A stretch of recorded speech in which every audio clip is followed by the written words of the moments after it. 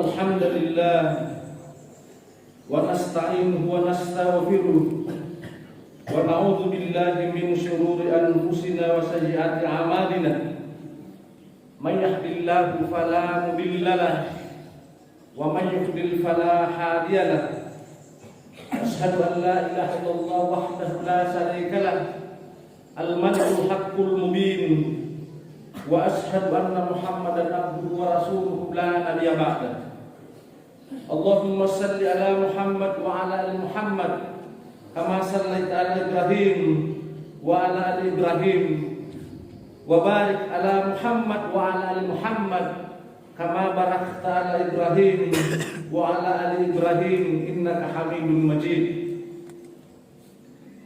فقال تعالى في كتابه الكريم أعوذ بالله من الشيطان الرجيم بسم الله الرحمن الرحيم يا أيها الذين آمنوا اتقوا الله حق تقاته ولا تموتن إلا وأنتم مسلمون وقال أيضا يا أيها الناس اتقوا ربكم الذي خلقكم من نفس واحدة وخلق منها زوجها وبث منهما رجالا كثيرا ونساء واتقوا الله الذي تساءلون به والأرحام إن الله كان عليكم رقيبا. Jamaah yang berbahagia, alhamdulillah, itulah kalimat indah yang pantas kita ucapkan untuk mengagungkan dan memuji Allah di hari raya Idul Adha ini. Dan memang hanya Allah yang pantas dipuji. Manusia sebagai hamba Allah tidak semestinya dipuji. Itulah sebabnya jamaah sekalian, sifat yang paling dibenci oleh Allah adalah sifat sombong, sifat takabur, membangga-banggakan diri dan merendahkan orang lain. Itu adalah sifat yang sangat dibenci oleh Allah.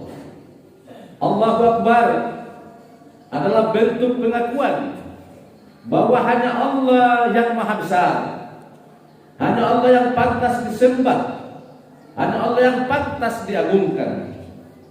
Allahu Akbar juga bermakna bahwa kita adalah makhluk yang lemah, makhluk yang serba kekurangan, makhluk yang butuh pertolongan, hamba yang butuh rahmat dan kasih sayang Allah Subhanahu wa taala.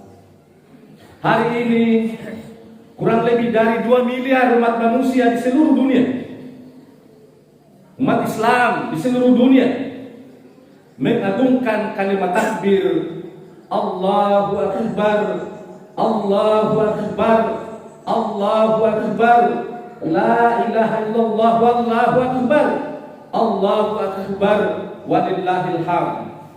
Mengagungkan Allah Subhanahu wa taala.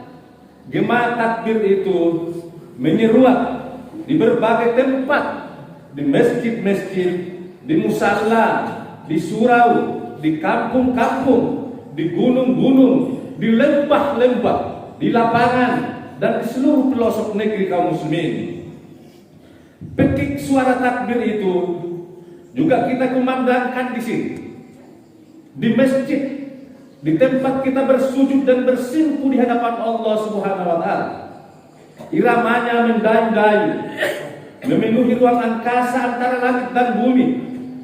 Suaranya disambut riuh rendah malaikat yang sedang khusyuk dalam penghambaan diri mereka kepada Allah Subhanahu wa taala. Demikian pula para malaikat, matahari, bulan, bintang, gunung-gunung, semua jenis binatang bersujud kepada Allah. Allahu Akbar, Allahu Akbar, Allahu Akbar, Allahu Akbar walillahil hamd. Hari ini adalah hari istimewa karena ada 2 ibadah besar yang dilakukan di penghujung tahun Hijriah, bulan 12 dalam perhitungan tahun Hijriah. Jutaan umat manusia berkumpul di padang Arafah di hari Jumat kemarin dengan pakaian yang sama. Mereka memenuhi undangan Allah, membuktikan ketaatannya, menunaikan ibadah haji dengan busana yang sama, pakaiannya sama, pakaian ihram, layaknya pakaian kafan, pakaian ihram putih, tidak dijahit. Yang memakainya pakaian ihram, yang memakai pakaian kafan tidak mesti memakai baju dalam, tidak memakai celana dalam. Dan itulah yang dipakai saudara-saudara kita yang sedang menunaikan wukuf di Arafah pada hari Jumat. Mereka dengan sama kata mengucapkan labbaik Allahumma labbaik, labbaik la syarika laka labbaik, innal hamda wan ni'mata laka wal mulk la syarika lak. Aku datang ya Allah memenuhi panggilanmu, memenuhi undanganmu ya Allah. Tidak ada yang sekutu bagimu. Aku datang memenuhi panggilanmu ya Allah. Sesungguhnya segala puji, nikmat dan segala kekuasaan adalah milikmu. Tidak ada sekutu bagimu ya Allah. Inti ibadah haji adalah wukuf di Arafah. Dan tidak sah ibadah haji kalau tidak wukuf di Arafah. Al-Hajju Arafah. Padang Arafah adalah tempat jamaah haji untuk mengenali dirinya. Arafah adalah pelatihan kematian, tempat mengoreksi diri bahwa suatu saat kita akan menghadap kepada Allah dengan berpakaian ihram, berpakaian kafan tidak dijahit, pakaian putih harganya yang paling murah, dibalut dengan selembar kain kafan. Di tempat itu dinamakan Arafah, yang mempunyai kesamaan kata dengan ma'rifat, yaitu mengenali diri. Man arafa nafsahu faqad arafa rabbahu. Siapa yang mengenal dirinya, maka dia akan mengenali Tuhannya. Oleh karena itu jamaah sekalian, jika kita tidak bisa menjadi tamu Allah di padang Arafah tahun ini, maka hadirkan Allah menjadi tamu di hati kita dengan merenungi diri bahwa suatu saat kita akan menghadap kepadanya. Sadarlah bahwa semua manusia akan mengalami proses perubahan. Ada waktu kita untuk tersenyum, namun akan datang saatnya untuk menangis.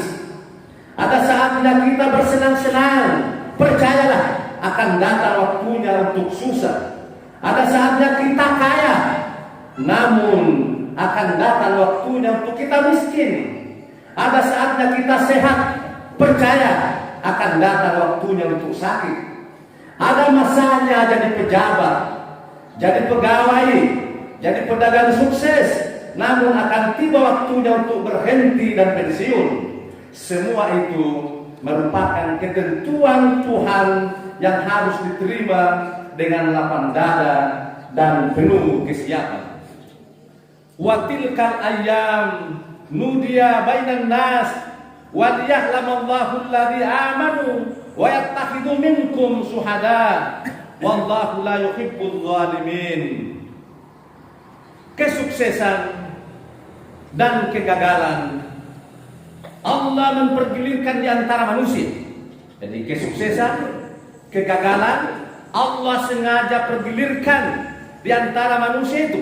Tujuannya apa? Untuk Allah menguji kita, siapa di antara yang beriman. Apakah ketika kita diuji dengan kekayaan, tetap kita menyembah kepada Allah, tidak sombong dengan kekayaan yang kita miliki itu? Atau sebaliknya, kekayaan yang diberikan Allah kepada kita, kekayaan yang dititipkan Allah kepada kita, justru kita sombong. Makanya itulah pengikutnya Fir'aun. Kemiskinan yang Allah uji kepada kita, harus kita tabah dengan kemiskinan itu. Karena itu adalah ujian yang diberikan Allah kepada kita. Allahu Akbar, Allahu Akbar, Allahu Akbar walillahil hamd.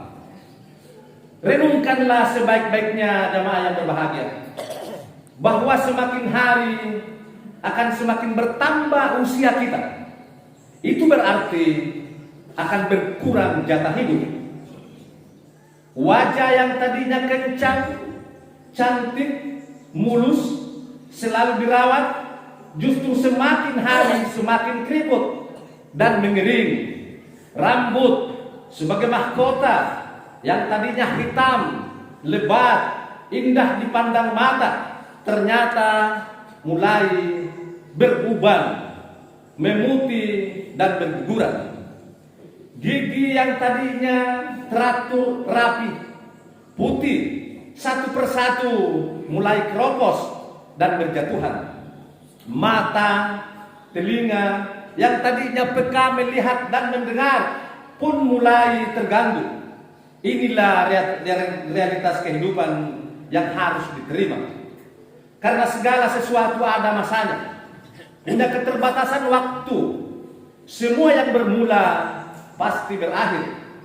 Ada muda, namun akan datang masanya untuk kita tua. Awalnya kita cantik sekali lagi, tampan, kemudian berubah menjadi jelek dan ngiris-ngiris awalnya.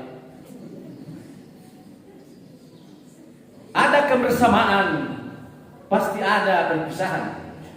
Ada waktu untuk dilahirkan, pun akan ada waktu untuk kita dimatikan.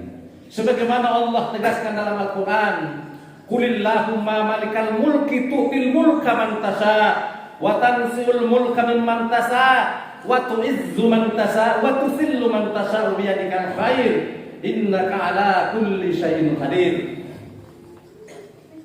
Allahu akbar, Allahu akbar walillahil hamd. Kematian yang kita takuti, kematian yang kita hindari, berbagai upaya dilakukan untuk mempertahankan hidup.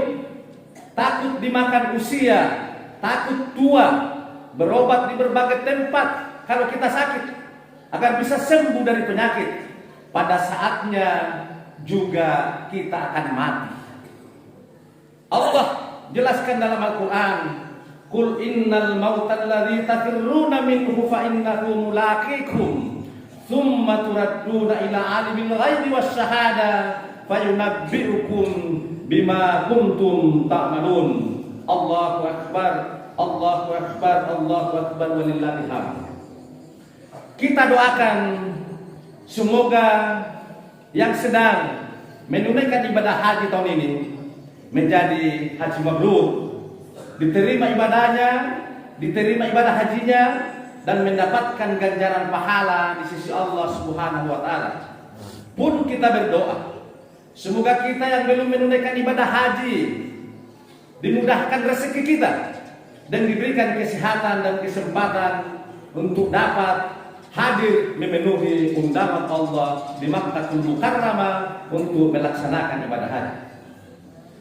Ibadah besar yang kedua adalah ibadah kurban, dan ini merupakan napak tilas perjalanan seorang manusia Abul Anbiya, bapaknya para nabi, yaitu Nabiullah Khalilullah Ibrahim alaihissalam. Sebagaimana dikisahkan dalam sejarah, suatu malam Nabiullah Ibrahim alaihissalam memperoleh wahyu melalui mimpinya untuk menyembelih putranya. Lalu ketika terbangun, ia pun menyampaikan kepada anak semata wayangnya bernama Ismail, "Wahai anakku, aku diperintahkan oleh Allah untuk menyembelihmu. Coba pikirkan anak, bagaimana perasaan dan pendapatmu?" Ismail alaihissalam kemudian menjawab, "Ayah, lakukan segera perintah Allah itu. Jangan lagi ditunda-tunda. Insya Allah saya ikhlas, saya tulus, saya terima dengan penuh kesabaran. Allahu akbar, Allahu akbar, Allahu akbar." Ibrahim pun menyampaikan kepada Ibrahim pun, jamaah sekalian, menyampaikan mimpinya itu kepada istrinya. "Piwayu anakmu, pakaikan baju anakmu yang terbaik. Aku akan berangkat berdua menuju ke Jabal Qurban di Mina untuk menunaikan perintah Allah.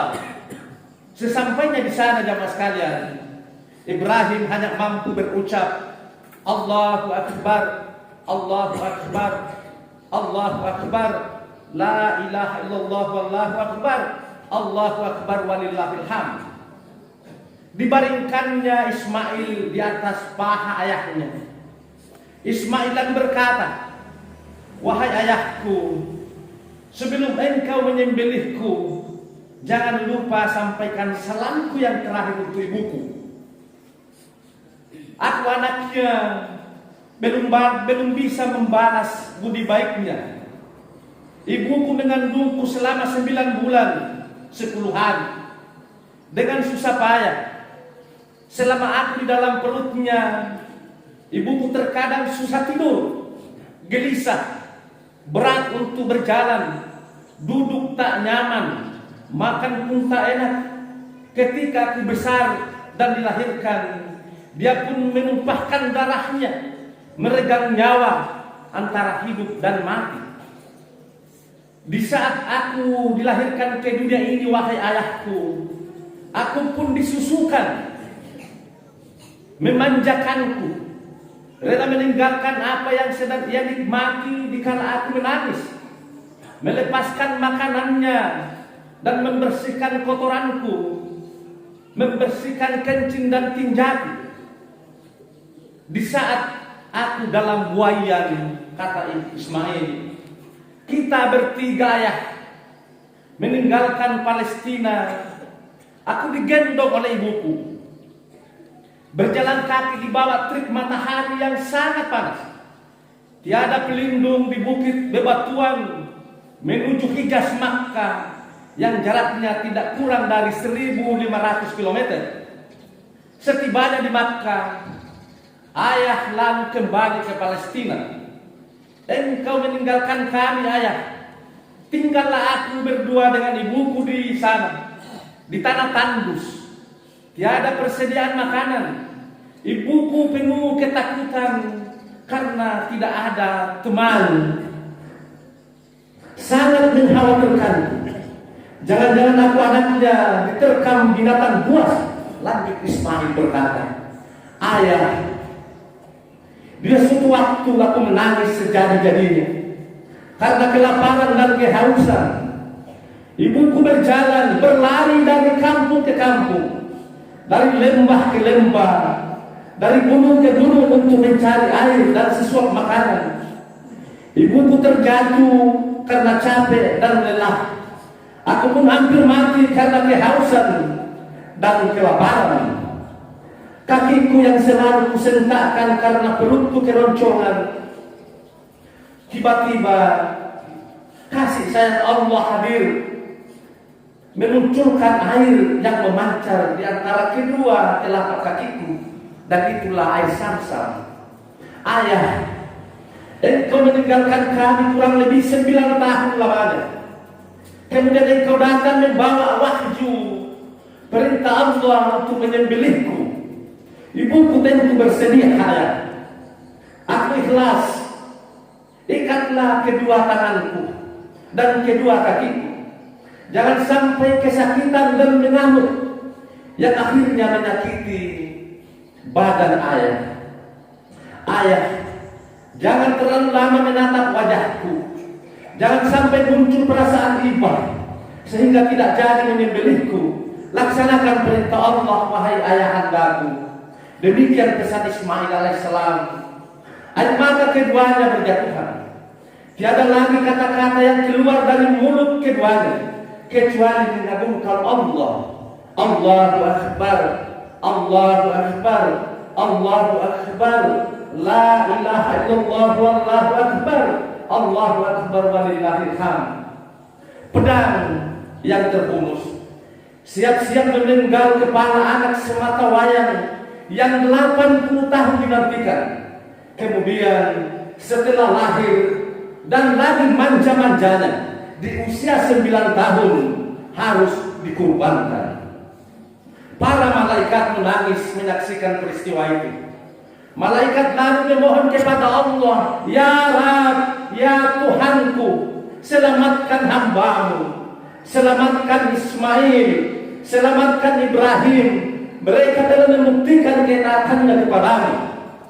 Mereka telah ikhlas ridha akan perintahmu. Maka Allah menerima dan mengabulkan doa para malaikat. Kemudian Allah menggantikan dengan seekor kibas, seekor kambing kira-kira kalau bahasa kita. Ibrahim menarik pedangnya dan ternyata yang terpotong adalah seekor kibas atau seekor kambing. Menyaksikan kejadian itu, Ismail mengucapkan Allahu Akbar, Allahu Akbar, Allahu Akbar, Allahu Akbar walillahil hamd. Mereka berdua kembali ke rumah, menemui istrinya Siti Hajar. Ibunya Ismail begitu terharu, tidak bisa berkata apa-apa, hanya mampu mengucapkan kalimat Allahu Akbar, Allahu Akbar, Allahu Akbar, La ilaha illallah, Allahu Akbar, Allahu Akbar walillahil hamd. Itulah seorang ibu, jamaah sekalian. Itulah seorang ayah. Apapun akan dilakukan demi anaknya. Terkadang menggadai barang-barang yang disayanginya, bahkan menjual harta warisan yang lama mereka simpan. Tidak cukup dengan itu, orang tua rela kehilangan muka untuk berutang, meminjam ke berbagai tempat yang terkadang mempermalukan mereka. Orang tua tak kenal lelah, banting tulang dalam bekerja sebagai buruh, sebagai tukang, bekerja di kebun, menjual di pasar, peras keringat, mengayu becak, kepanasan di bawah terik matahari, tak peduli siang maupun malam, kedinginan di atas perahu sampan, dihempas angin diterjang ombak, mendapat ancaman dari binatang buas di laut ganas demi anak yang disayanginya. Pergi pagi pulang malam mencari rezeki untuk sesuap nasi sang buah hati belahan jantung, dengan harapan kelak anaknya, kelak kita anaknya bisa sekolah untuk mengangkat harkat dan martabat keluarga. Allahu Akbar, Allahu Akbar, Allahu Akbar walillahil hamd.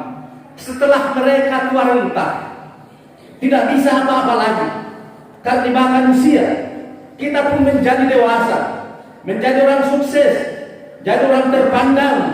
Tegakah kita menyia-nyiakan hidup orang tua, membiarkan mereka terlantar karena sudah pikun oleh gol, malu karena kondisinya yang sudah jompo dan menjijikan,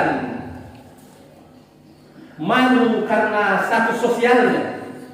Seorang ibu dengan tulus ikhlas, penuh kesabaran, mengurus, memelihara, menjaga, membesarkan anak-anaknya. Jumlahnya terkadang 7, 9, banyak sekali anaknya. Bahkan lebih dari 10 anaknya mampu dia urus. Tapi adakah anak yang anaknya itu jumlahnya banyak, mengurus ibunya hanya seorang atau bapaknya seorang? Seorang ibu mampu mengurus anaknya lebih dari 5 orang. Tapi belum tentu kita yang jumlahnya anak 5 orang mau mengurus ibu kita yang hanya seorang, mau mengurus bapak kita yang sudah tua, yang menjijikan, yang hanya seorang. Saya mengajak jamaah sekalian untuk sejarah bertanya pada diri kita masing-masing. Sudah ada amalan yang kita lakukan sebagai hadiah pahala kepada orang tua kita yang dapat menjadi amal jariah, juga amalan yang dapat menyelamatkan mereka dari siksa kubur? Kalau tidak, sungguh kita betul-betul tidak tahu diri, tidak tahu balas budi kepada orang tua yang melahirkan kita. Mereka lah sehingga kita bisa sekolah, mereka lah sehingga kita dapat pekerjaan dan mendapatkan gaji.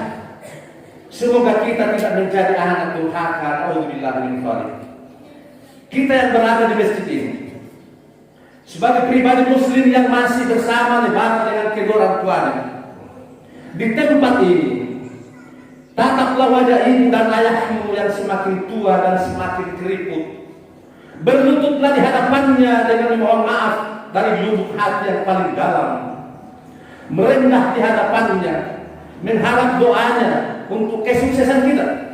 Ciumlah kedua tangannya, bahkan kalau perlu cium kedua kakinya, karena al-jannatu tahta aqdamil ummati, surga itu ada di telapak kaki.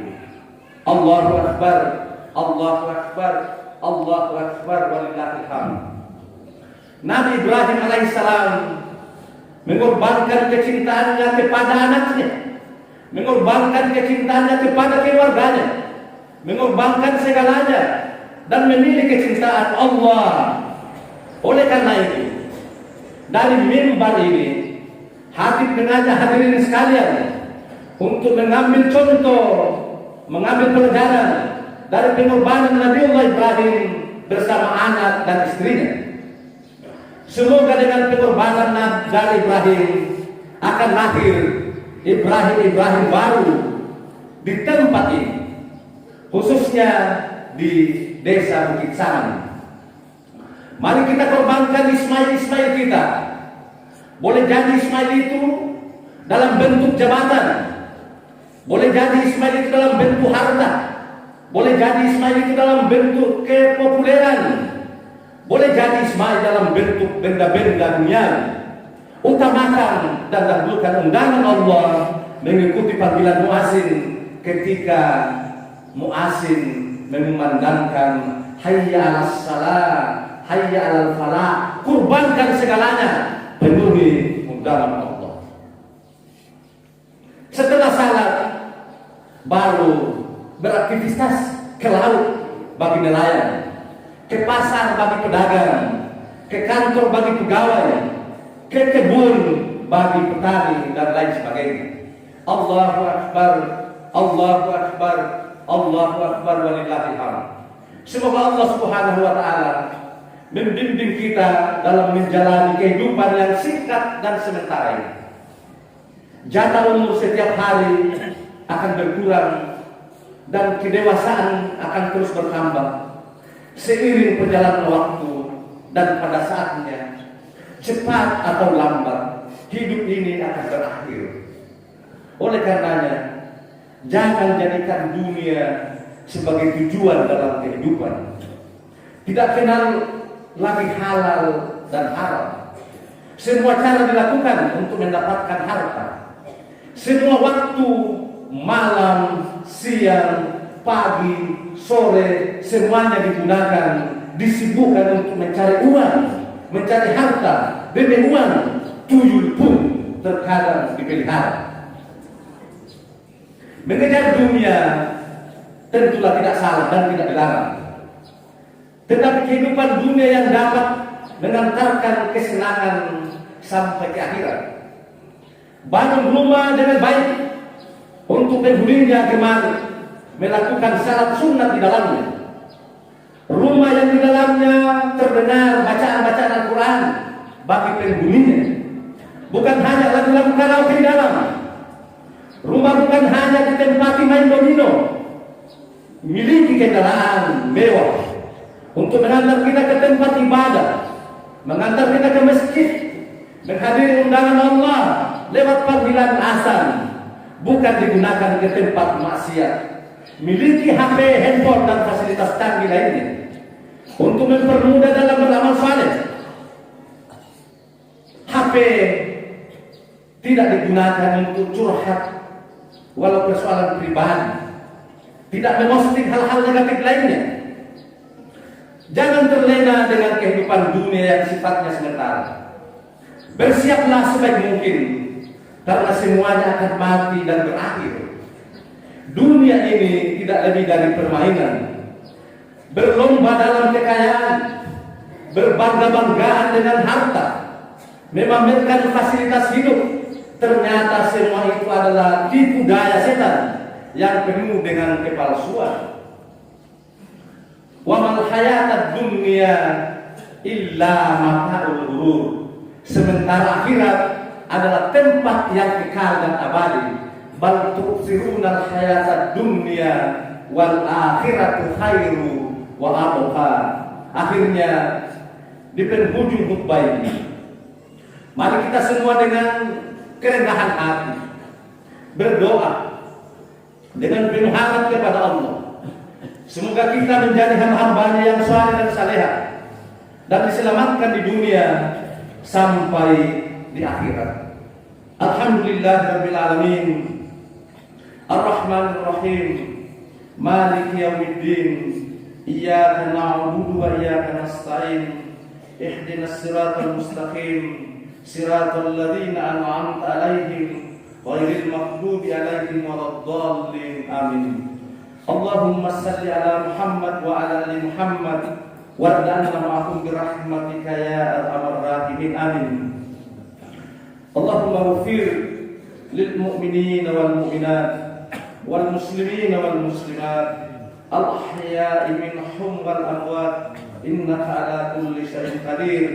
Rabbi awsi'ni an ashkura ni'matika allati an'amta alayya wa ala walidayya an a'mala salihan tarda wa aslih li fi dzurriyyati rabbana hab lana min azwajina wa dzurriyyatina qurrata a'yun waj'alna lil muttaqina imama. Ya muqallibal qulub tsabbit qulubana ala dinik. Allahumma inna ilman nafi'an wa rizqan tayyiban wa amalan mutaqabbalan.